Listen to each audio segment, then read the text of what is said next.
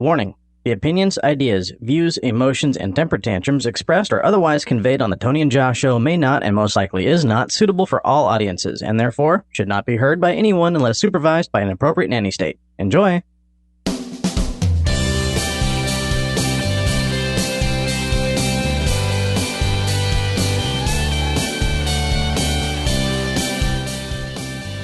Welcome to the Tony and Josh Show. Tony and Josh are the functionally illiterates of the podcasting world. Now here they are. Oh yeah, Tony and Josh.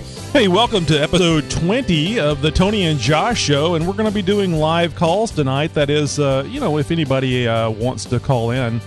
So if you're out there watching live on YouTube live events, and if you're not, if you're a podcast listener to our show, well, that's fine too. But if you'd like to be involved in the live show and be able to call in to our live call-in line, you can just show up on the YouTube channel where you can get that information at tonyandjosh.com. But it's every Thursday, 10 p.m. Central Time. We're getting started a little late from that, but not like the old days, huh, Josh?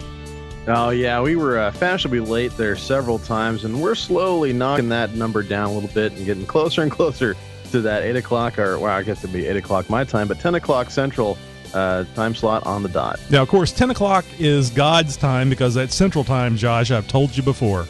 Yeah, well, I'm clear over here on the West Coast, and I guess you can call me behind the schedule. Well, if the end of the world happens and it happens at a specific time, you'll have time to reminisce and say goodbye to loved ones because you're 2 hours behind. Yeah, that's right. I'll have two more whole hours ahead of you, or I guess I'd be behind you. Depends on which way you're looking at it. Yeah, let's not look at that. So, what kind of show do we have tonight, Josh? Is it a sad, sorry show like we normally put on? Oh no, we've been slowly switching gears since our first few episodes. Folks may remember we got fairly political a couple of times, and we delved in some techie science stuff as well. Had some fun. Of course, we talked guns here and there, and we're going to continue to do that even tonight. We've got a ton of stuff for you guys this evening. All kinds of stuff in the news, all kinds of stuff to talk about. I got some funny stuff for you too. Some very interesting and maybe even a little twisted stories for you guys to enjoy. And, all sorts of stuff. We just got a jam-packed show for you guys tonight, so sit tight, grab yourself a drink or something like that, hang out, because, we're going to have some fun tonight. Well, I got my drink. Did you get your drink, Josh? Yeah, I got my usual big old tall glass of water here to keep the pipes, somewhat lubricated. I have to have tea. Water is okay, but I have to have some with a little flavor, even if there's no sugar in it. Yeah, I found that if I drink something too sweet or something here in the studio, then sometimes our listeners end up hearing a little bit of it. But no, the water works out just fine for me, and I don't have air conditioning here in my studio, so it tends to get a little bit muggy in here. So you actually need a little spray bottle. So you need like two. You need like two things of water. Not around this equipment, I don't. Oh, that's true. Well, like a very fine mist, and everybody would look at you and go, "My God, look at the beads of sweat on that man. He's working hard." He's simply glistening. Well, you could throw some glitter in there, and sure. We could grab some Twilight fans. Oh, we cannot. We most certainly cannot. Well, Tony, you mentioned earlier about live call-ins, and I can't remember if you rattled off that phone number, and I don't have it here in front of me I should. No, I have it. Give the folks listening that number. I actually updated the screen on YouTube, and I have a little graphic that shows at the bottom. So now, because I was kind of panicking, going, "Oh, where the hell's the number?" But anyway, it's actually on our live screen right now. It's 267-507-0240.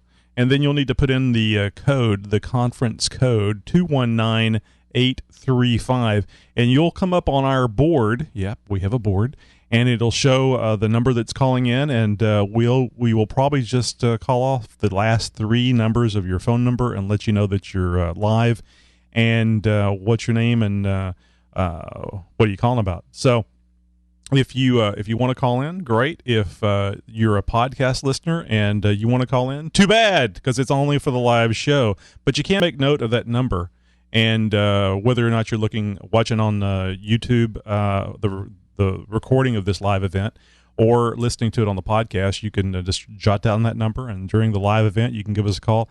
Hell, you can even call in and listen to the show on the number, and just let us know. We'll leave you connected afterwards. So if you're at work and you don't have internet access or whatever, maybe or you want to pretend like you're working, you can just go ahead and call that number and just sit there on the phone for the rest of the evening or day right. or whatever. Yep. So there's multitude of ways that you can get in on the live show.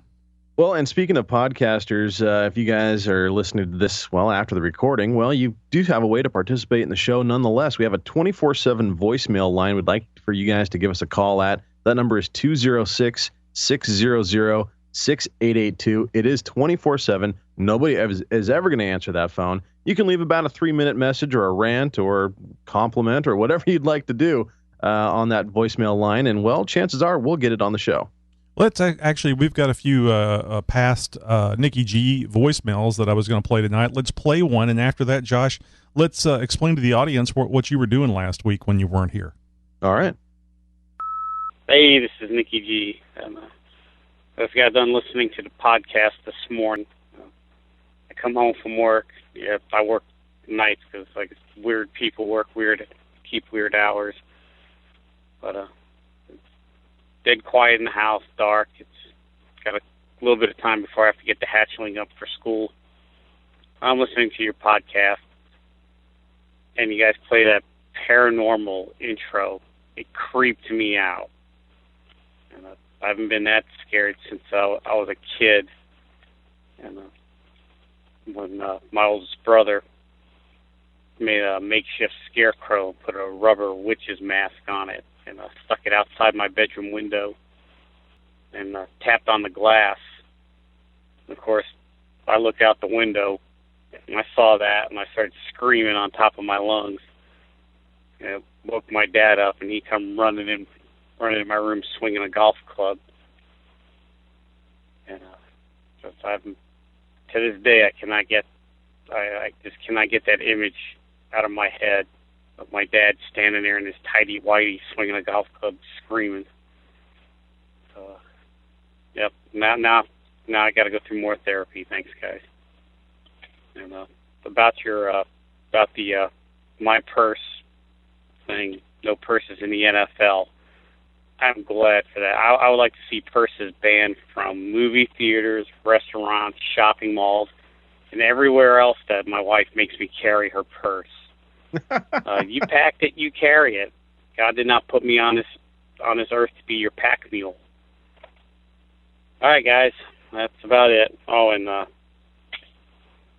this cow at university with the making people feel like a cow. All I could think of is somebody walked into a room with a bunch of kids on all fours being poked with a stick. That sounds more like a fraternity hazing ritual. I'm still laughing over it. All right, guys, I'll chat at you later. You have a good one. Well, thanks for the call, Nikki G. Always entertaining, and we'll have a couple of more of those Nikki G voicemails, the infamous or famous, depending on how you look at it, Nikki G voicemails here as the show progresses. Boy, speaking of therapy and creeping me out, just the mental image of of a Nikki G father in tidy whities, tinfoil hat, swinging a golf club, and just the term hatchling from Nikki G's Spawn, that creeps me out through and through. Thanks, Nikki. Now I'm going to need therapy.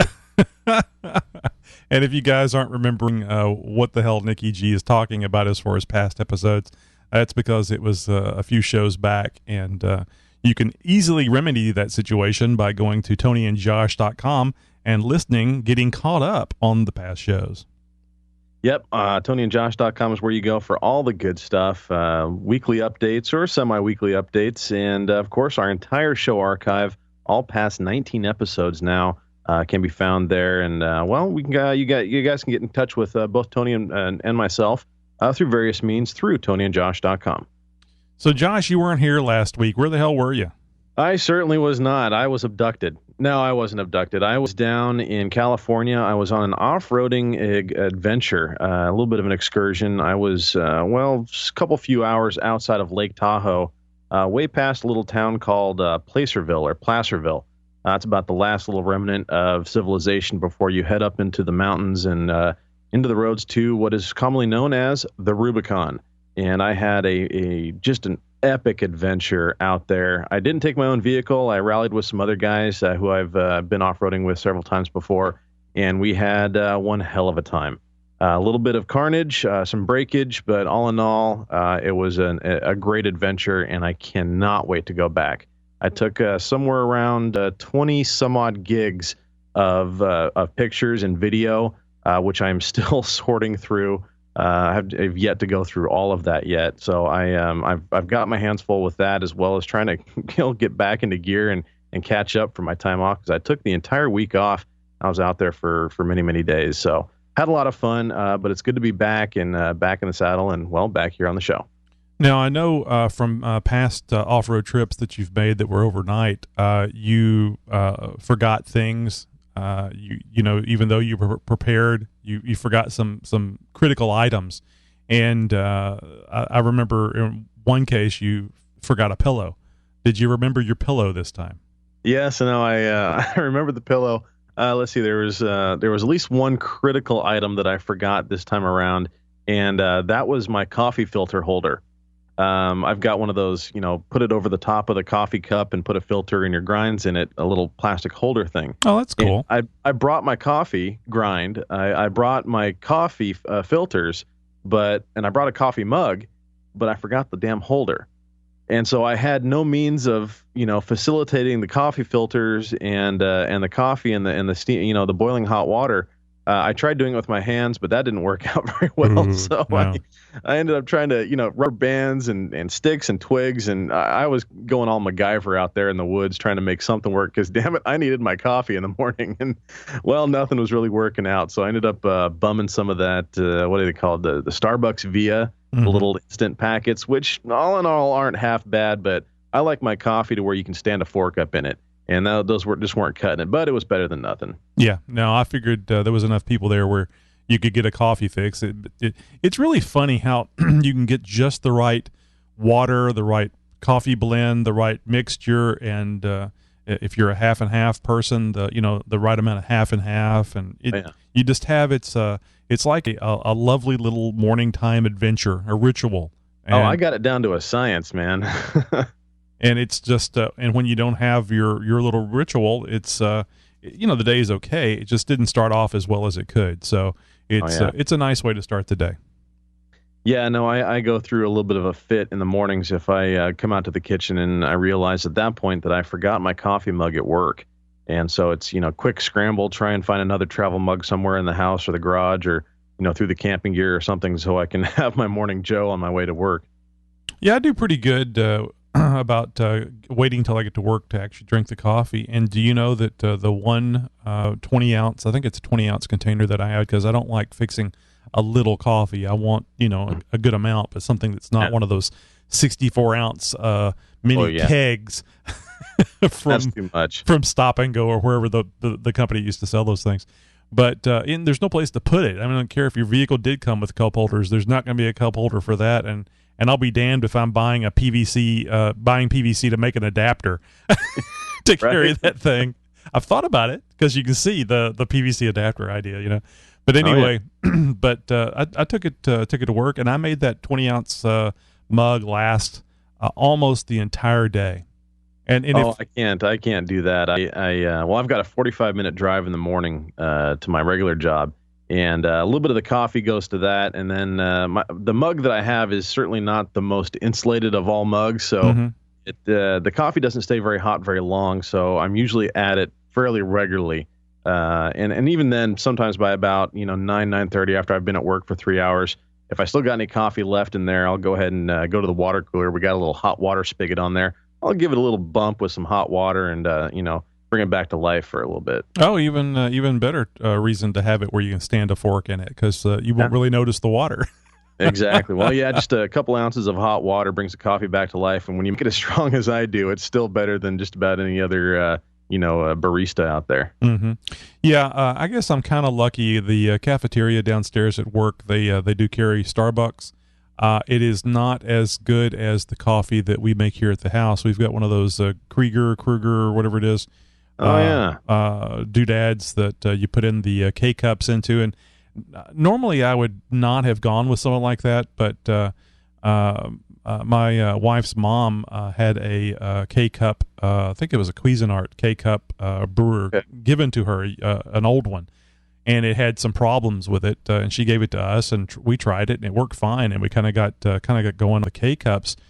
Sam's apparently has a pretty good deal on K-cups, not name brand stuff, nothing like Starbucks or Dunkin' Donuts or anything like that. But my wife found it, and they wind up being just a very few cents each. So it's real easy to get spoiled in making your own cup of coffee. And if you want another one, you pop another one in there and hit the button, and then you have another one. So we've kind of got on that trip. And my youngest daughter, she had been working at Smoothie King. That was her first job. She just graduated this year, earlier, in June of this year. But she had been working at Smoothie King, and she decided she was going to go work someplace else, and she got a job at Starbucks.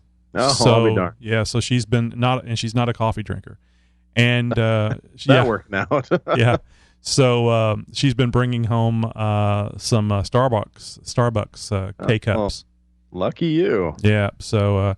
But I still like the ones we've been getting from Sam's. That's I keep going back to those. It's the taste that the taste that you like in the morning. Oh, sure. Well, speaking of liking stuff, I imagine our listeners are going to like us getting to some of the good stuff we have lined up for them tonight. We're 15 minutes in and haven't gotten to any hell? This is the good stuff. I know. I can sit here and BS all night long, but we've got this. We got all these show notes here and all these great stories that I hate to see them go to waste. No, you're absolutely right. But hey, before we get started, let's do another Nikki G voicemail. Yeah, let's hear it. Hey, this is Nikki G, and I just want to say I'm really digging the YouTube Live. I think that was a good call. I like that I can watch the show, even though I didn't catch it live. And I got a few comments about the show I heard last night. First one is Gilbert Gottfried. He's the court jester of America. What did Affleck think was going to happen when they hired him? We pay him to be funny.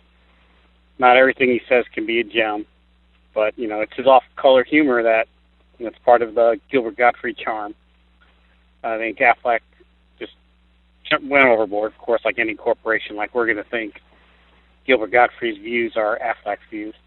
And about Ben Affleck playing Batman, jeez. Adam West is the only Batman. Michael Keaton came in close second. George Clooney, Val Kilmer, Christian Bale. They were just actors portraying Batman. They weren't Batman. The only way I would see Ben Affleck as Batman if Matt Damon agreed to play Robin. And that's my 2 cents. And I'll chat with you guys later. You have a good one. Yeah, that'd be a pretty good idea. Now, I thought I would just jump in here real quick, and I don't know if you've seen any of the recent images of Val Kilmer. Boy, he's put on some weight. Holy cow. And God bless him, he's a real person. Yeah. That's the way I'll look at it. Yeah.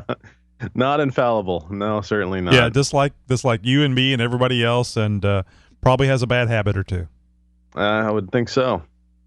Well, yeah, I guess you'd have to, although... I think my only bad habit is two bad habits: being lazy and liking to eat food too much. Oh yeah, no, I'm right there with you. I could stand to cut back on some of the food myself.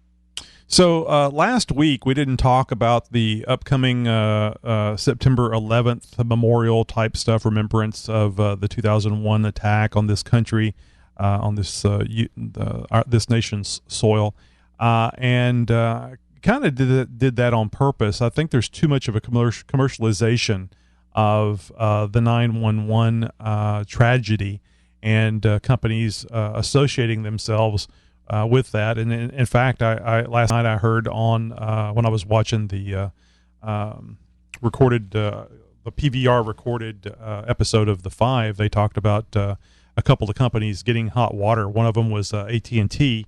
I did not see any problem with the tweet that AT&T made. Basically, it was a remember 9/11, and they showed the Twin Towers. And I didn't see a problem with it. So I think it's just kind of goes along the lines of that same deal where we're all getting too offended by things that really shouldn't be offensive. I mean, okay, you have your right to be offended about anything you want to be offended at, but come on, these companies. I think there was another company that I heard about on Red Eye that was a golf thing where you could go. I don't know if it was actually a golf range or a driving range, but basically they were you could go out there for I don't know 2-3 hours and drive balls for $9.11 because they were having a 9/11 special. Oh, okay. Yeah, see, now, I right there, that is getting a little bit too commercializing with it. Now, there's something I saw recently on one of those, internet video clip shows or something like that, and it was, the whole thing about, never forget. Mm-hmm. And you see it on bumper stickers, you see it on banners and posters and stuff like that. It's usually, got American Eagle and of course, the date, 9/11, goes down in infamy. But there was a guy that I'm assuming he was a New Yorker because he was on a New York subway, and he started to try and get a chant going on the anniversary.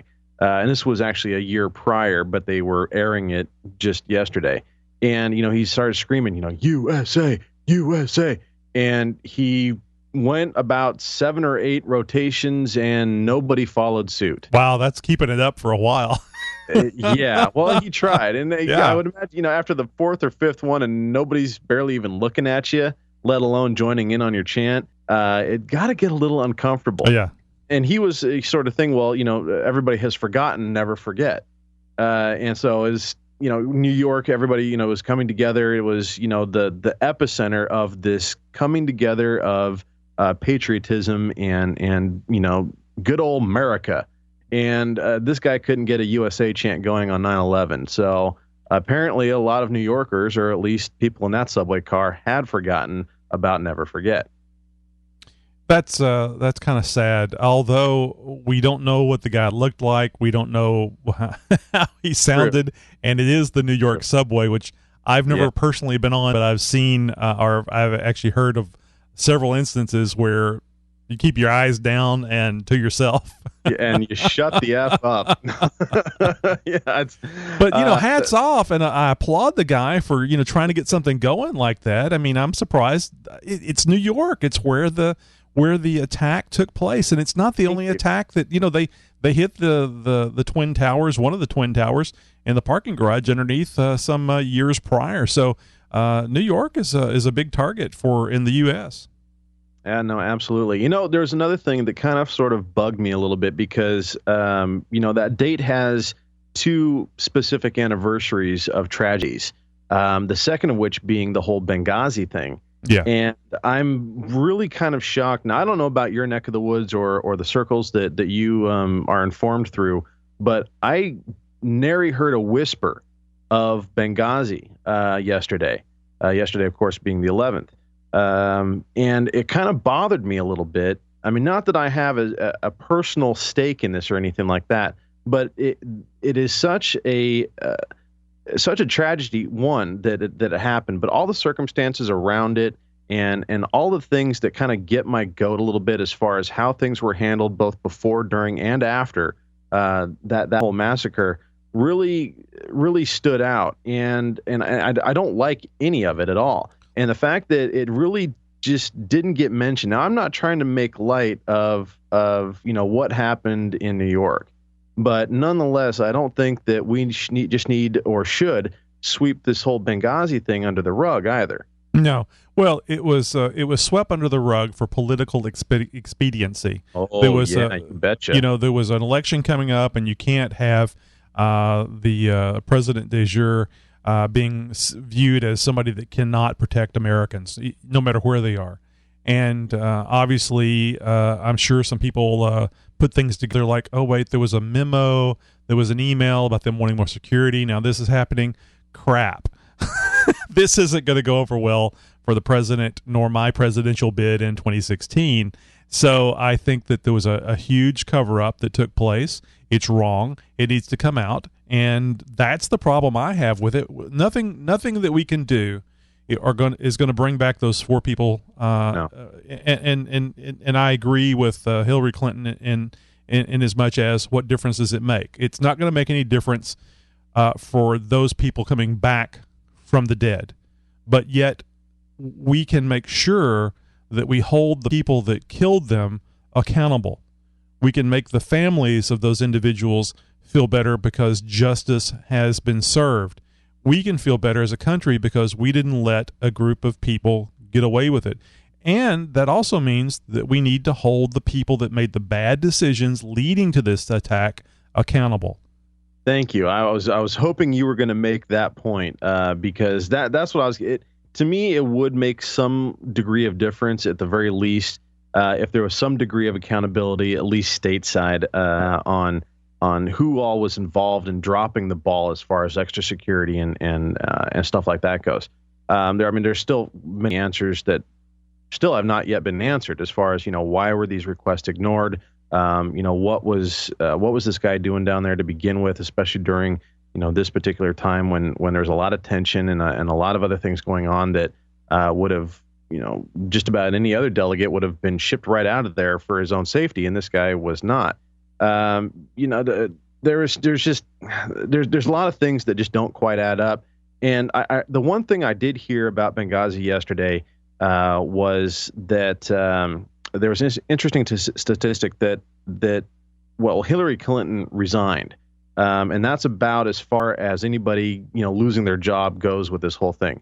Through all of 9/11, after cleaning up the mess, everything that went on with it, nobody got fired. Nobody resigned because of it or anything like that. There was, I'm not going to get into the whole, truthers or sort of conspiracy theories about, how it happened or who was involved or anything like that. It's just interesting that nobody, all the mistakes and everything that happened with that, there was nobody that lost their job. And I believe that there should have been some degree of accountability on that side of things as well. Well, very well could have been. I don't see the 2001 9/11 attack as being as blatant a failure and just plain stupidity. There were 30 requests or 30 notifications by the FBI saying, hey, we have this group or this guy, these guys here on our radar who we have mountains of intelligence on, and everything is pointing to them making some kind of a move to an attack on the United States. And the State Department did nothing about it 30 times. I would consider that, a dropping the ball. I would consider that negligence, and I would consider that grounds for somebody at the very least losing their job. Now, I don't know how much of that information they have coming in, so I don't know what level of 30 versus 3,000, 40,000. I know. I see what you're saying. 100. So I don't know.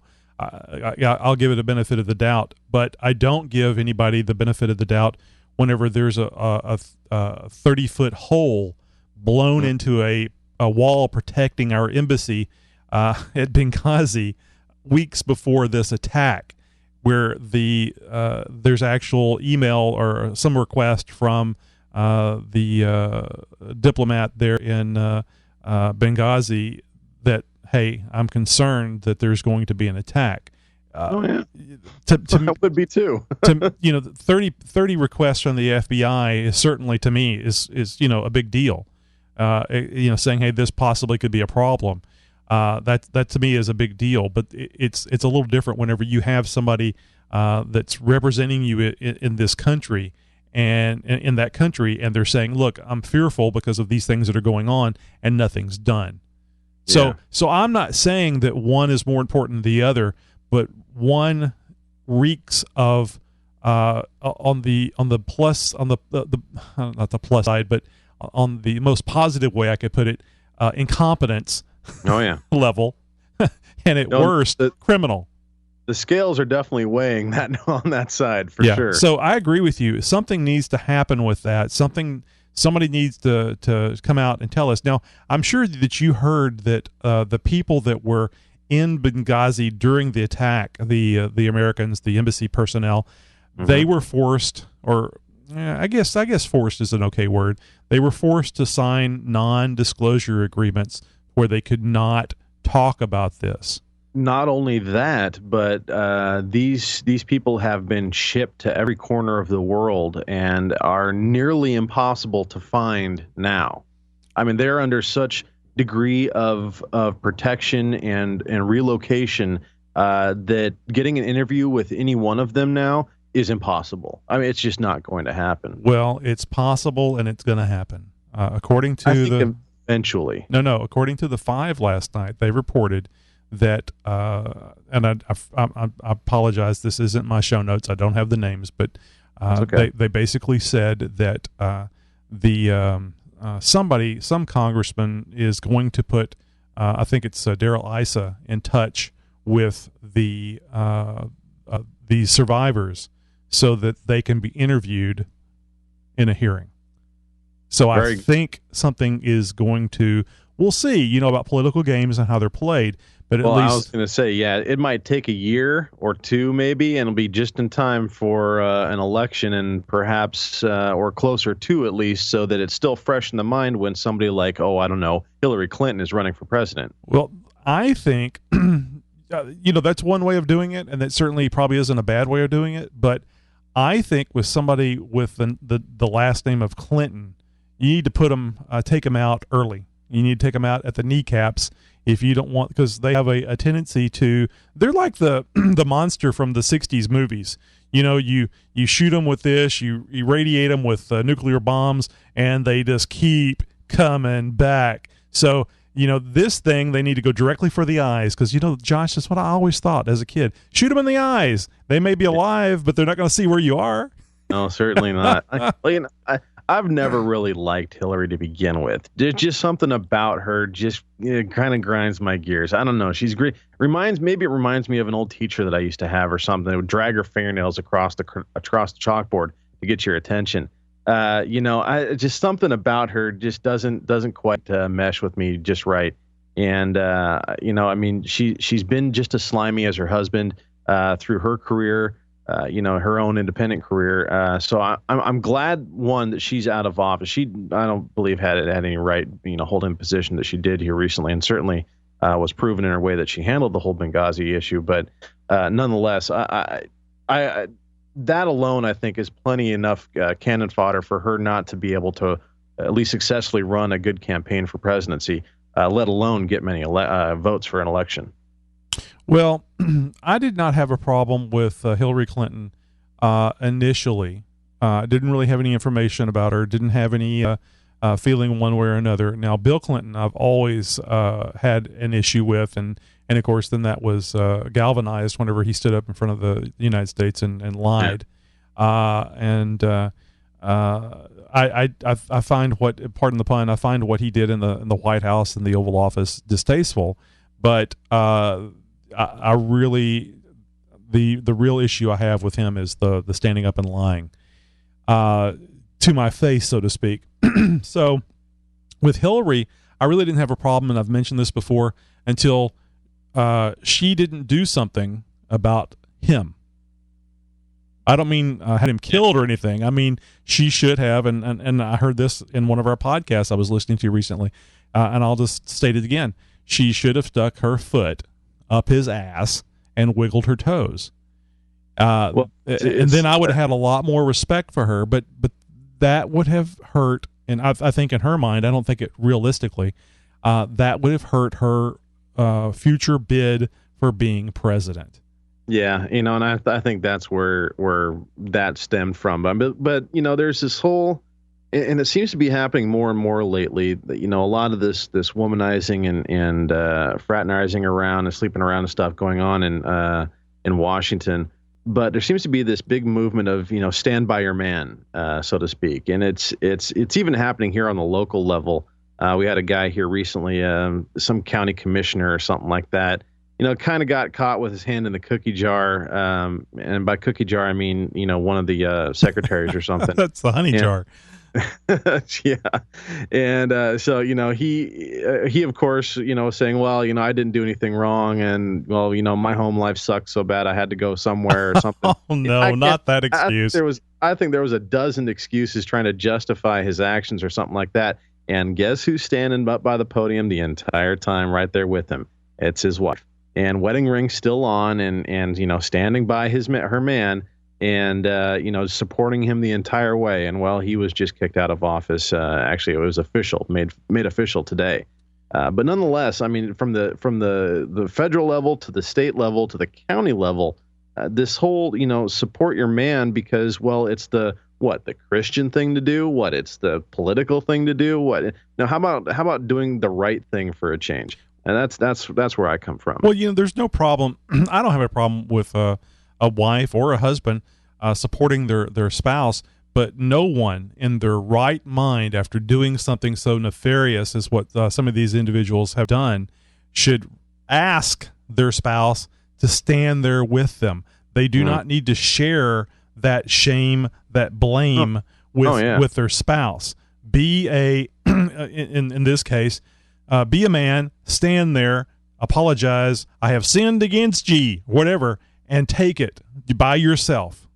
Well, I think a lot of it's like, well, look, I have the support of my wife after I just slept with all these gals. So if I've got her support, then I should have yours too. See, everything's okay. Everything's all peachy. So, I'll take that vote now. Thank you very much. Well, and I forgot about this until you started mentioning about, these various acts of politicians.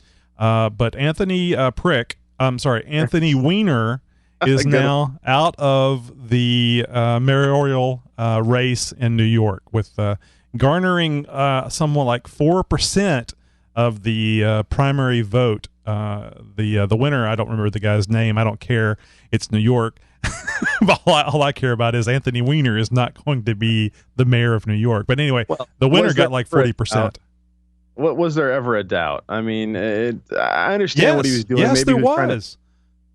I don't. In my mind, at least he was leading at first. That was. I think that was just some inflation of some numbers or something like that. There was no way in hell that guy was going to win an election. Hey, I would agree with you, except my one rebuttal. Actually, I got two, but the first one, Bill Clinton.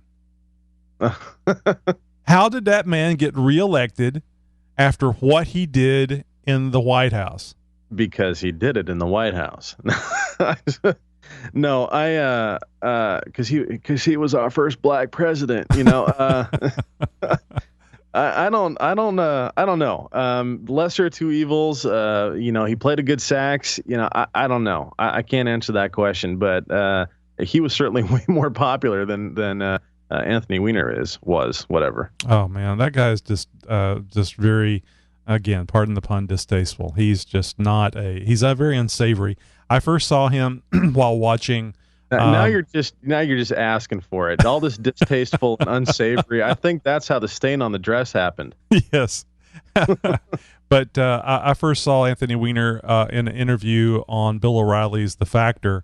And while Bill was talking, Anthony Weiner would just have this horrific look on his face, and he would look away and roll his eyes, and I thought to myself, what the hell's wrong with this guy? He's a congressman and he's acting like this. It's just, what's wrong with this guy? Yeah, I've heard so many of the body language analyses, whatever, of a lot of these public speakers, during different debates and whatnot. And I always catch one after any speech or State of the Union address that Obama gives, because I just love picking apart this body language and what's really going on. Because they say that the way that you're acting, the way that you carry yourself, your demeanor, your body language is your subconscious speaking, even though your conscious is the one that's moving your mouth and your lips. The subconscious that's moving everything else. And then that really tells the true story as far as what's between the lines and what's going on behind the words. Mm-hmm. Well, the other thing I was going to bring up, you were talking about women staying by their men. Mm-hmm. How long do you think it's going to be for Anthony Weiner's wife to get the hell out of there? I mean, she's no longer going to be in the political life, at least not with Anthony Weiner. She does or has been working with Hillary Clinton for a number of years. And I don't think that marriage has much longer to last, but it'll be interesting to see. No, I'm not going to take any bets on the over/under for how long that's going to last. But yeah, no, I'm with you on that one. I don't think it's going to be very much longer. Yeah, and it's sad because this goes right back to that political expediency. So, yeah, she's a bit skinny, but pretty girl, very pretty girl. Too pretty for him. Yeah, oh no, most certainly. I was going to say he's a lucky guy. Well, obviously he's not aware of it. Yeah. So anyway, getting back to the 9/11 thing, and actually on the show notes, the first hit to the show notes. So yesterday, the Million Muslim March took place. Did you catch any of that? I mean, my God, did you see that that unending sea of people that were in the Million Muslim March? It was like something you'd see from a grade B movie where there's this, they try to show that it's this huge crowd and they're doing close-ups of like 3 individuals to try to make it look like it's a bunch of people. Right. Yeah. And all very tight camera shots and stuff. Street level. Yeah. So it turned out that these guys, and I think I'd heard something about this prior, it turned out that this Million Muslim March was really kind of a way for the organizers to try to get some interest in what was going on, get some news play out of it, because really what it was a bunch of 9/11 truthers. They were all trying to bring the, it's an inside job. It was set up. There's no way this could have happened, type thing. It was an inside government job. And of course, there's those same people, and correct me if I'm wrong, Josh, I think you kind of lean towards the truther conspiracy side of things with Sandy Hook being an inside job, with the Benghazi. I think, is there a Benghazi truther thing? I'm not quite sure about that, but there's several. That one, yeah. There's ones from the George Bush era, and there's actually ones that are here in the Obama era. So government's just, I'm with you as far as government being just bad and evil, and we need to get rid of a lot of it.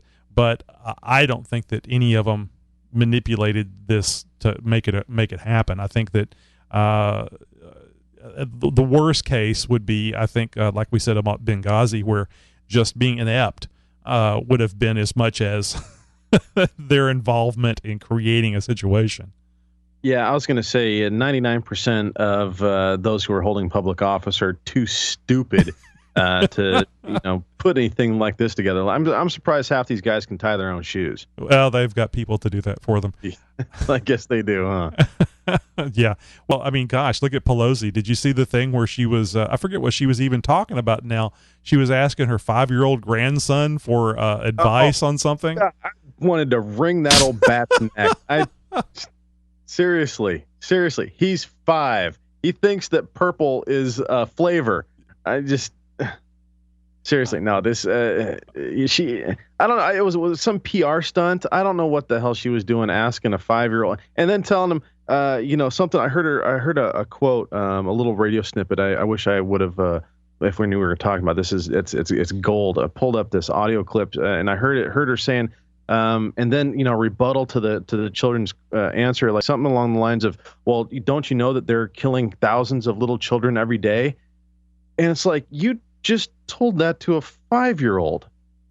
That makes no sense to me whatsoever. I don't know. This gal has gone over the deep end.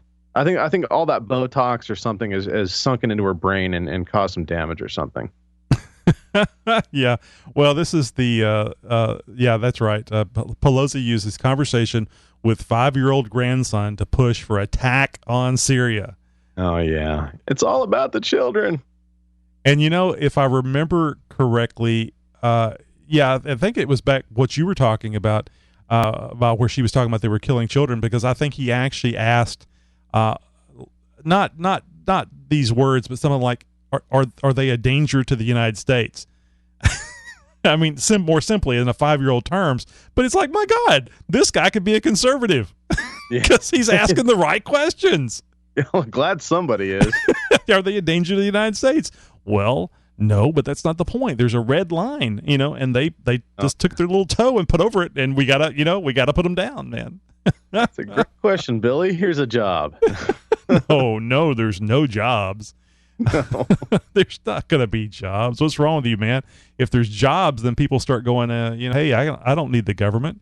So anyway, the bunch of truthers got out there and did their thing. I think there was a total of one report I heard that there was 12.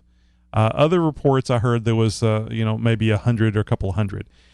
Certainly the 2 million bikers, the motorcycle riders that were denied a permit to come into D.C. and do their thing. And I saw on Facebook where one of the bikers said, the Constitution is my permit.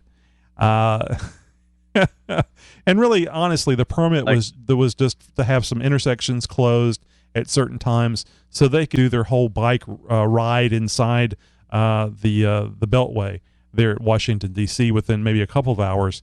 And as it turned out, because they didn't get that, it took like 6 hours. So there were some people inconvenienced in D.C. because of traffic issues, and I think there was a few thousand bikers. But like I had said on Twitter, it turned out they didn't need 2 million bikers; they just needed 24. That way, it would be double the million Muslim march. Yeah, right. No, if there was really 2 million of these guys, hats off to them. One, for being able to coordinate all this, but two, for that level of support and coming together and stuff. It's just cool to see that level of organization for something like this. And they were, I would imagine, at least honoring the victims and the people who lost their lives, or at least went in there to help all the victims and stuff of the attacks on 9/11. Well, I'm not going to read this whole thing about the 2 million biker thing, but I did remember this one section that I wanted to mention because this is the America that I know. So as it goes, another group of participants made their way up Interstate 95 in Stafford around 9 a.m. and reached D.C. about 2 hours later. The northbound lanes of I-95 at exit 143 in Stafford County were closed for about 15 minutes as motorcyclists began their trip. But the traffic concerns didn't overwhelm the riders. The overarching theme of the day was remembering what happened 12 years earlier. And it goes on to talk about how the people that were inconvenienced by this shutdown, the motorists that were inconvenienced by this shutdown, were not upset. They were happy to wait because it was something they could be involved in. It was something that, it was not important to them because what was going on was much more important than their need to get from point A to point B. And that's the America that I remember. Yes, sir. No, and I can only imagine the number of red, white, and blue that was flying that day. I'm sure that the stars and stripes were on the back of every bike there. There was one incident where one of the motorcycles riders ran into the back of a pedicab. Oh, geez, poor guy. Yeah, he says that he thinks that he blacked out from the heat. There was no injuries, but I just thought it was kind of funny. Boom! Oh, jeez. I blacked out. I made the point before. If it was actually Obama that is the reason why this 2 million biker ride could actually happen, because if the economy was better and the jobless rate was lower, these people wouldn't be able to go because they would all be working. Yeah, boss. I'm gonna get out early today because I'm going on a bike ride. Hey, sounds good. Just stay out there. Yeah, right. Well, you mentioned a biker running into the back of a pedicab. You must not have seen that. And speaking of bad sight and stuff, Iowa is issuing gun permits to the blind apparently, and they're allowing them to carry in public. This is real. You think of blind people with guns. I'm a firm believer. I'm gonna say this before we go any further. That everybody has the right to own firearms, to own and bear arms, protected by the Second Amendment. However, I think that this is probably not the best of ideas in, at least promoting these people, the blind rather, to go out and carry openly or even concealed carry. Oh, you heartless bastard. Oh man. Well, geez, I don't know, man. So So in a move to sure to leave gun safety advocates scratching their heads, because I know I'm scratching mine, Iowa is issuing gun permits to the blind. These permits are allowing legally blind applicants to purchase weapons and carry them in public, just like I said. Now, per state law, any attempt to deny an Iowan these rights based on physical ability would, of course, be illegal. Now, when you shoot a gun, you take it out, you point it, aim it, and shoot. Now, I don't necessarily think eyesight is necessary, said this one Michael Barber, a blind man who was interviewed recently at a gun store in Iowa last month. Now, I see something a little wrong with that statement, but anyways, the issue has also vexed local sheriffs. I guess there's a couple sheriffs here that are on, one's on one side of the fence, one's on another. The authorities tasked with reviewing the applications. Now, these guys are the ones who are in charge of, going through all the paperwork for these people who are blind, turning in a request for these gun permits. Now, some of these guys are in full support of the measure and others are against it, obviously. For instance, Delaware County Sheriff John LeClaire explains, and I quote, "If you see nothing but a blurry mass in front of you, then I would say you probably shouldn't be shooting at something."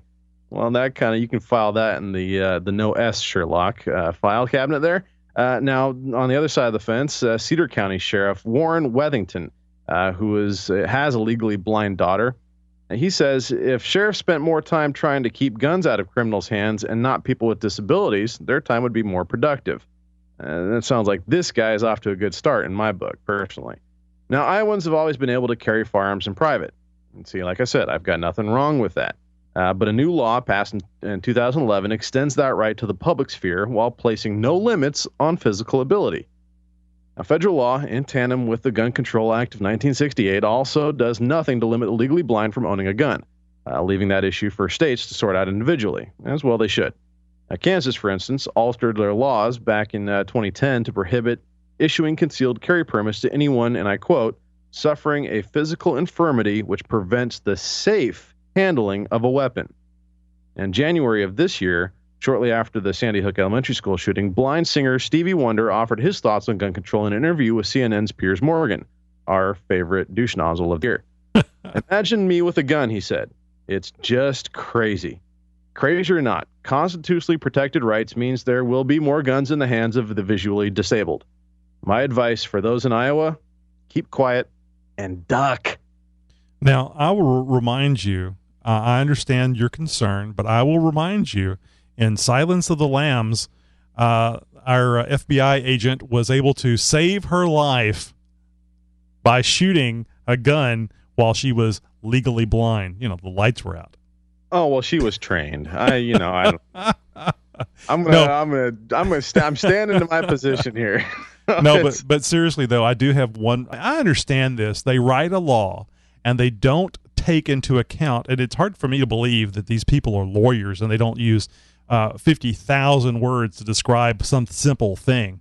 But they write a law. They don't take into account that people that are legally blind probably shouldn't have weapons. They just say people that are handicapped, and these people certainly are. So by the letter of the law, they can be issued a permit to carry a concealed weapon or open carry or whatever. Now, I think open carry for a blind person would probably be a bad thing, because they would just like, hey, I feel lighter. They wouldn't see somebody taking the gun. Right. But if you think about it, my one rebuttal for you is, and I hate to be playing the Zimmerman card again. All right. George Zimmerman, because of being, in his testimony, being beaten by Trayvon Martin, was unable to see. He pulled out his weapon and shot in the direction that he thought his attacker was at, shooting him and killing him, shooting him in the heart and killing him and stopping the attack. So now, George Zimmerman certainly doesn't have a legal blindness issue, but there are events that can occur that will make it difficult for you to see. And blind doesn't mean absence of sight. It just means not, a legal definition of blindness. Well, and I'm glad you brought that up, because I was just going to make the point that there are many facets of blindness. I had a roommate back in the day who was, for all intents and purposes, legally blind. He only had use of one eye, and it really was only about 40 or 50%. Now, he could see well enough to, go about his daily life without the use of, a dog or a cane or anything like that. But for all intents and purposes, he was legally blind. But I wouldn't call him disabled. So, and there are people there, different levels of blindness too. Those who, once, there's any degree of darkness, they are completely blind. There's people that, can still sort of make out shapes, but, they can't really make, there's no definition there, but they can still see somewhat. So, this is kind of a slippery slope in the sense that if you are declared legally blind and yet you can still see, should you still be allowed to conceal carry or open carry for that matter? This, it gets into a, pardon the pun, a very gray area here. But for those who are, full on through and through, blind as a bat, I don't think that they should be, carrying a gun out in public. Now, they can have an arsenal at home. In fact, I would encourage it. Protect your property and your life, on your own property. But when it gets out into public, man, you start swinging a barrel around. I'm gonna be running for the closest brick wall. Yeah, I mean, I don't blame you, Josh. I understand completely, and and a bit of me is just playing devil's advocate here.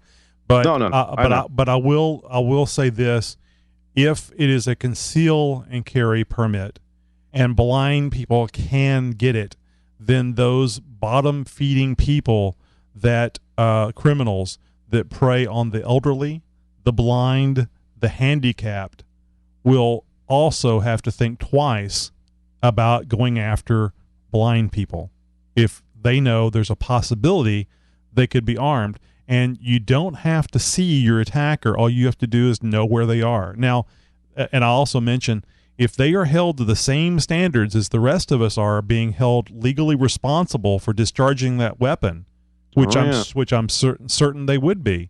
Oh yeah. Then those adults should have the right to carry, knowing that they are going to be prosecuted to the full extent of the law if they misuse that weapon. And it doesn't matter if you're trying to shoot somebody that's beating you, that's threatening your life. If you accidentally shoot somebody else, it's your fault. Absolutely. Let's get this final Nikki G voicemail in here. And when I say final, I mean just final for tonight, Nikki. You're not off the hook. Hey, you're listening to the Nikki G Comedy Hour with today's special guest, Tony and Josh. Hey, it's Nikki G, in case you haven't noticed. I caught the show, and it doesn't bother me that you don't play my voicemails, or if you get to them or not. I called basically because I've got nobody else to talk to. But listen to the show, you're talking about people from or your job. Boy, am I just I have to stop skipping rehearsals. Anyhow, I was listening. You were talking about the company that you worked for transferred people from Maryland to Houston and then laid them off, which reminded me one time I was at work in the employee break room enjoying my lunch, watching the 6 o'clock news. And I saw on the news that the company I worked for just announced that they were laying off people. This was many years ago. But I can't imagine traveling cross country for a job and then having to find other work. That's terrible. But the upper management doesn't really care about the worker bees too much. And that's my 2 cents. And I will talk to you guys later. All right, have a good one. Bye. Well, Nikki G, appreciate the voicemails, and I'm sorry we didn't get to them sooner. It was just really a snafu on my part. I just went last minute, got to the show. Josh wasn't here last week. That threw me off, but certainly happy to have him, and we'll definitely get him on. And that goes for all of you that call in. If you make the cut, we'll have you on the show. No, absolutely. And once again, guys, that 24/7 voicemail line, and that's the same line that Nikki G uses to call in every week. That's 206-600-6882. We hope to hear from you soon. Yeah, let us know what you think about the show. And, we're also on iTunes. You can give us a 5-star review. I hear that you can actually do something less than 5 stars, but I personally don't see the point. Go over to iTunes, give the Tony and Josh Show a 5-star review, and put in a few words there about what you like, what you don't like, whatever. Yeah, I know, guys. I got off on the wrong foot there at the beginning of the show, saying that we sort of started to go away from the political. And what do you know? Well, about 3/4 of the show, we kind of got a little political. Tony and I suffer horribly from some ADD, I think, at times. And, well, we go off on these little rabbit trails and we get distracted. And, well, sometimes we don't end up going anywhere near our show notes for an episode. And, well, that's kind of a little bit of what happened tonight. So we've got some great stories lined up for you guys next week. Hope to see you then for another episode of Tony and Josh. Well, Josh, I don't know about you, but I really enjoyed this show. The time flew by. I can't believe that was an hour. I mean, I looked down and I was like, holy cow, we've already gone 47 minutes. Where'd the time go? Yeah, and I can only hope that our listening audience enjoys the show just a fraction of how much I enjoy being here and talking about this stuff. So, the show notes are great, and it makes me feel better that I'm actually trying to plan for something and not just shooting from the hip. Well, you know what they say about the best laid plans, Yeah, but frankly, if I enjoy the show, and hopefully others do too, I think that's the main thing. And we inform and get our opinions out there, and hopefully get a few people to agree. And I'd like to hear from somebody that disagrees too. Absolutely. And speaking of getting the word out there, folks, please tell a friend about the Tony and Josh show. Send them over to tonyandjosh.com. Everybody have a good night, good rest of the week, and we'll see you next Thursday, 10 p.m. Central Time. Look at our YouTube site for more information.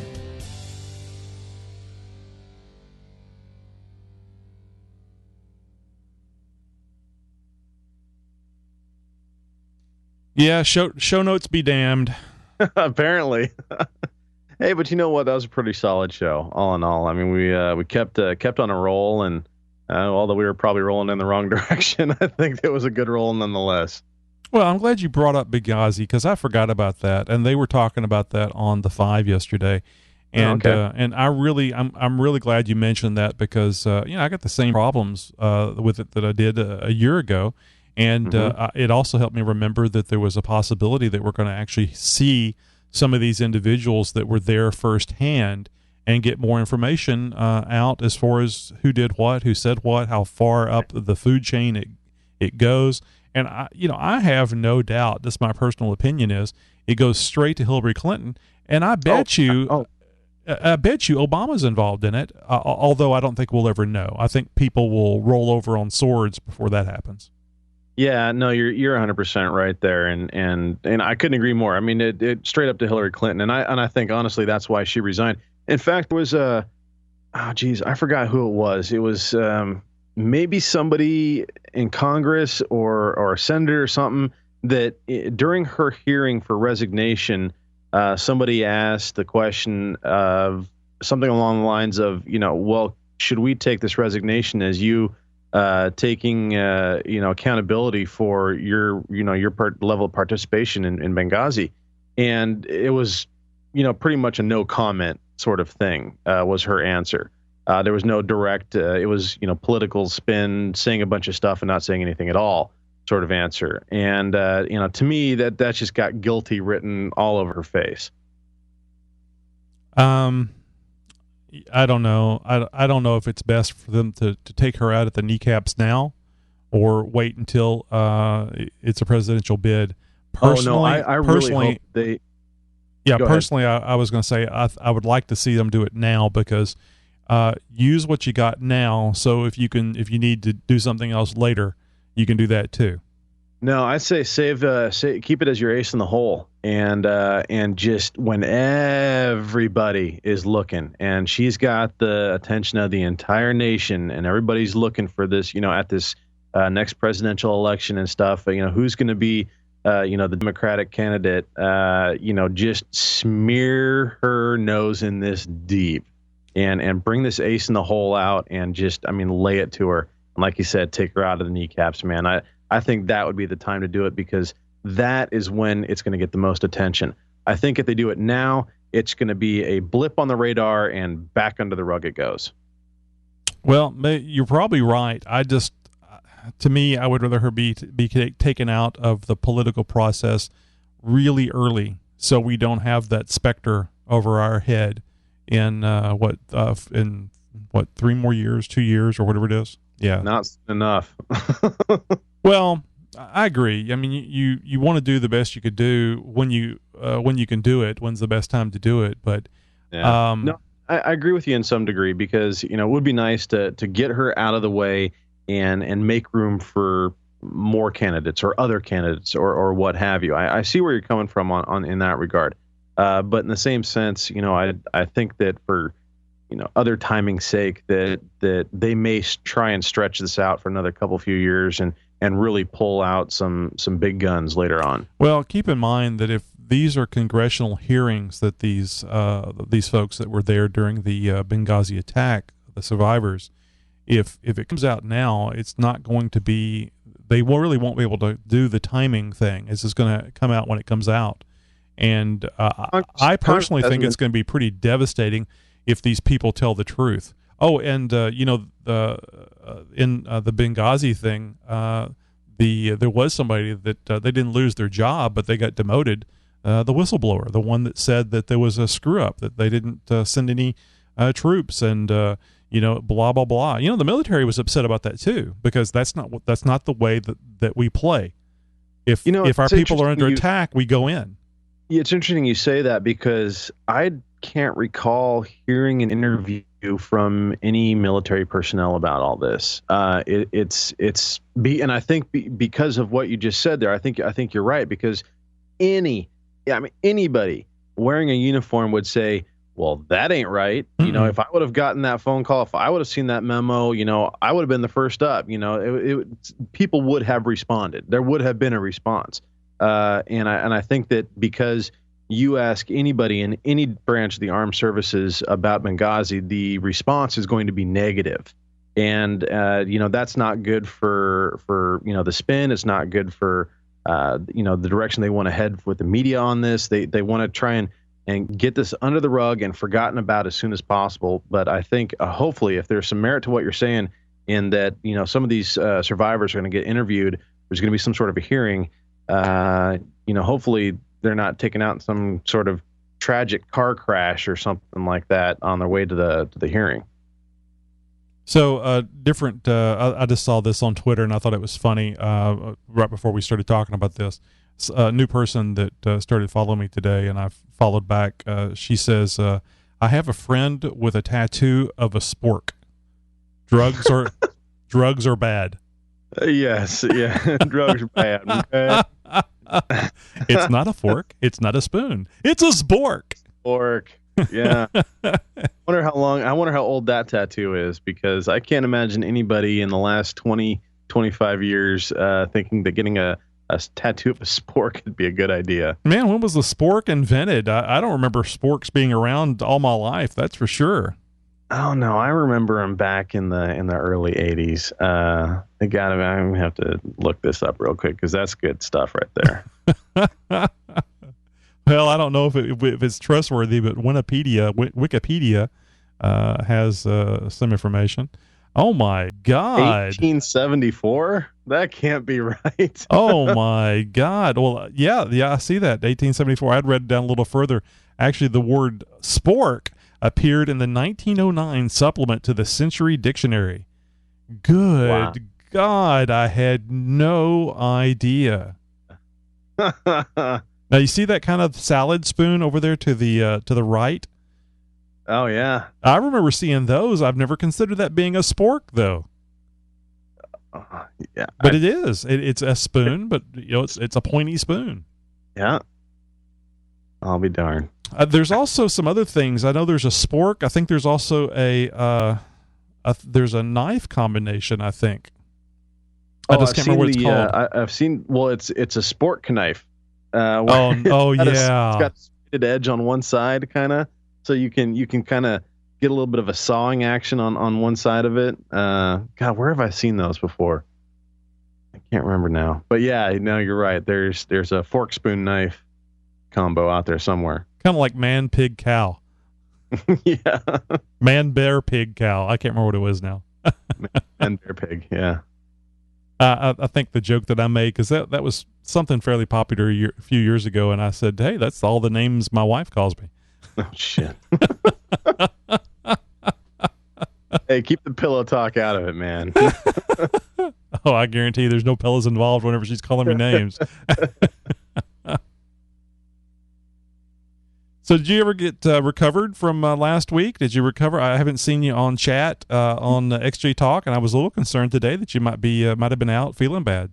No, it's not that. I've actually the last couple of days been just eyeballs deep in this R&D project that we got going on. We got a sample of some new material, and this company who's making this material has contracted us to test it as far as its machinability goes. And it's got an extremely high thermal resistance, an extremely high corrosive resistance, caustic resistance. It has probably some of the best electrostatic dissipative properties of anything on the market right now currently, and is some really neat looking stuff. And I sort of kind of got luck of the draw in creating all of the design templates for putting this product through its paces and determining how feasible it is for machining in our industry. And so I just got it out through our CAM department this afternoon.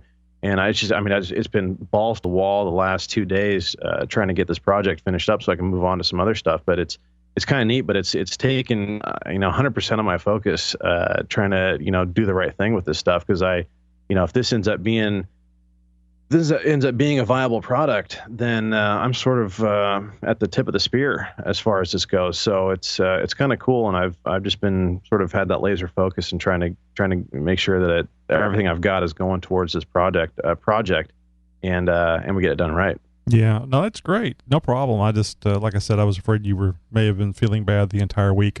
As I recall, I've been pretty busy at work too. So I just kind of, I don't really have an opportunity to watch the chat as much as what I would normally. So it was just my feel that you hadn't been around all week in chat. Amber's been sitting there talking to herself a lot. Oh, yeah. No, I tell you what, though, the last couple of days I have been feeling a little bit, because I hiked a lot of miles of the Rubicon, being the camera guy, so to speak, doing a lot of the spotting and stuff as well. I was probably actually in a vehicle maybe 15-20% of the time. The rest of the time I was, walking alongside, hiking up, running ahead of the group, stuff like that, or waiting, and then for all the group to go past, and then running back up to the lead vehicle and hopping in. So there was, and then of course the last day hiking pretty much the last 2 or 3 miles out. Doing spotting the one broken rig that we had that was, in really bad shape. So all that sort of caught up to me. What was it? See, I got back Saturday. Well, it was Sunday morning, technically. Sunday and Monday together, I probably had some of the worst headache I have ever had in my life. Sunday night, it started creeping on me during the podcast. I mentioned that I had one hell of a headache. Right. And that carried on through Monday, and it was I think it was because of the altitude and stuff. It was some sort of an altitude sickness or something like that. That's all gone and dissipated now, and I'm reacclimated for the most part. But man, my muscles are still sore from all that hiking and running and climbing up on rocks and stuff like that. Sitting in the chair for hours on end is not conducive to being able to use those muscles when you need to. It's interesting that they still work well enough where you can get things done and then you pay for it afterwards. Yeah. And, I'm not going to call myself active as much as I used to be. I'm certainly not as active as I used to be, but, I get out and I wheel. I'm out in the woods, I'm out camping and stuff like that fairly frequently. And this summer has been, a lot more so than lately. I'm afraid that this winter I'm going to end up going into a hibernation of sorts, because all my regular outdoor activities are going to be kiboshed because I'm imagining we're going to have a nice winter set in on us. I'm hoping for an Indian summer, but I'm not holding my breath. All right. Yeah, I'm kind of looking forward to the cooler weather. Oh, me too, brother. Well, but our cooler weather isn't like yours. I mean, our cooler weather is like 40s. So going camping is, that's the time of year when we can actually go camping, because it's cool enough outside to, not have to, be sitting there in a pool of your own sweat, not sleeping all night. I don't know if you heard this or not. I was going to mention this and I kind of forgot about it. Anthony Weiner flips the bird, ends his mayoral campaign exactly how you'd expect him to. Wait, what? You didn't hear? Yeah, he did his concession speech night before, and as he was leaving in the back of the vehicle, somebody was actually able to snap a picture. He was shooting the finger at the reporters. So the type of body language and stuff that we were talking about, this guy is just scum. I mean, he is just the bottom of the barrel, exposing himself to the people, to women that aren't his wife, and being disrespectful to individuals, and then shooting the finger, which is a whole nother form of disrespect. All perfectly legal, all perfectly protected by the First Amendment, but just not somebody that should be leading a town, should be representing Congress. It's just like several of these congressmen, I don't understand how they even get elected. I don't understand how people in good conscience can vote for them just because the way they act. We've seen a string of Democrats all in these sexual issues, I'll put it, that are going down. Oh, and of course, we didn't mention I assume you heard about this, the recall of the two politicians that were pushing gun legislation in Colorado. Shit, no. That must have been... wow. See, I was out of touch all last week, so a lot of the stuff that came out, this is probably because your work, because this was actually last night, I believe. There was a recall election, and the president of the Senate or whatever in Colorado was recalled because of the gun legislation that they pushed through. And there's some lady from another district was also recalled, and that means they're out of a job. They are not going to be the elected officials in those two districts any longer because of the gun legislation, the anti-gun legislation that they passed. Wow. That's amazing. Oh, yeah, there's a big pushback because this whole thing is part of that Bloomberg mayors against illegal guns. I love how they put in there illegal, which, that's illegal, trying to make it more... Nothing to do with it. So you guys will let it pass and not complain too much, but it really has to do with all guns. But Bloomberg, who has a reported net worth of $27 billion, wants you to stop drinking, these big drinks, wants you not to have guns, wants you blah, blah, blah, wants you blah, blah. I mean, how much money do you have to have before you think you can start dictating to people how they should live their lives? And I'm sorry, you did, I don't remember if this was a story we did or not. It was hilarious. You did hear, this is several months ago, that Bloomberg went to one of his favorite pizza restaurants to have some pizza. And he had a big slice of pizza, and he's having a lunch with somebody that works with him at the office there that he holds. Mm-hmm. And he tells the guy, and remember, this is a place that he goes to frequently. He tells the guy, hey, I think let's have a couple more slices. And the guy said, no. And he says, what? He goes, no, we think one is enough for you. You and your friend. And he goes, ha ha. He says, yeah, ha ha ha. Give me a bleeping another slice of pizza. He says, no, it's a one slice limit for you, sir. They had to leave and go to another pizza place to have another slice of pizza. I applaud that man. Oh, absolutely. I salute you. Absolutely. It was hilarious. And, wow. These people that are making decisions like this, it's just the same thing goes back to calls for some sort of amendment. I think we actually talked about this on a past show, some sort of amendment or something that requires the executive branch, the Congress, the judges, everybody, they have to follow the same programs that we do. If it's Obamacare, that's what they got to be on. If it's minimum wage is this is what what they have to go with. They don't get any kind of special treatment because they are an elected official. Their laws should apply to them as well. Yeah, I don't think that's an amendment that's going to pass in our lifetime. I mean, there's so many crooked politicians that they're going to see that coming down the pike a mile away, and they're going to put every single possible roadblock they can in its way to make sure that they can maintain their lifestyle. Yep. Oh, and I forgot, I had one earlier that I was going to say, and I got busy listening to what you were talking about. Pelosi. Yeah. Pelosi always has a look on her face that she is just in complete shock. And it's, from all the plastic surgery she has. Her face is so tight, every time she blinks her eyes, she farts.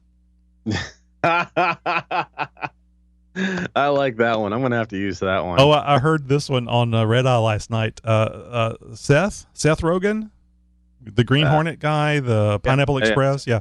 Yep. Seth Rogen didn't finish high school because there was no gravy on it. I like that one too. Yeah. That's not mine. That's what I was just relating. All right, man. Well, I'm gonna let you get some sleep. I've had my little nap and had my fun for the evening, so I'm gonna go watch some The Five and whatever else that I've got recorded on the DVR downstairs. Do you know that I've had to go to on the weekends recording the local news? I watch Fox 26 News here on the weekends. And it's repetitive, so I don't watch the 5 hours or whatever it is. I just like the weather and some news stories and stuff. Do you know that I've had to use the DVR to watch the local news because there are so many freaking commercials? So, oh, really? Yeah, I'll hit the record button, go away, either physically or to another channel and flip and whatever, and come back and then skip the commercials. I think commercials are going to be dead in this world fairly soon.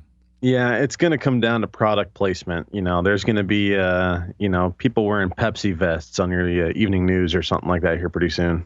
I would prefer that because at least I can tune that stuff out. Some people can't, but I just don't look. So well, that means the writers are going to have to actually write in a half hour of material instead of 17 minutes. Yep. That reminds me, I need to put monetize this video once it gets up on YouTube. It's good. It's okay for me. Oh yeah. Well, I'm out of here. All right, man. Thanks a lot. You bet. Take care. All right, guys, and that's a show, and hope you enjoyed the after show there a bit. Josh and I usually continue talking after the show. If you enjoy the after show, the only time you're going to hear that is on the live show that we do, 10 p.m. Thursdays, 10 p.m. Central Time on Thursdays here on Ustream Live Events. You can also watch the YouTube video after the live show. And we have it here on, it's actually the XJ Talk YouTube channel. XJ Talk is a little Jeep website that we have, and we also have a podcast and a live events for that as well. But it's just since we have the live event set up for XJ Talk, that we go ahead and stick the other podcast that Josh and I do, which is the Tony and Josh Show, up on it as well. So, but anyway, you can watch the show in its entirety along with the little after show stuff that Josh and I do if you care to. So thanks for watching tonight. Thanks for watching in the future if you're watching the recording of this. And boy, it all gets very confusing in this digital age, doesn't it? Because you never know when somebody's consuming a product. All right, guys, have a very good week, and we'll see you next week. And hopefully, and come join the live show. I like to see some people interacting with us, maybe calling in, making comments in the YouTube on the YouTube channel. Anyway, have a great night.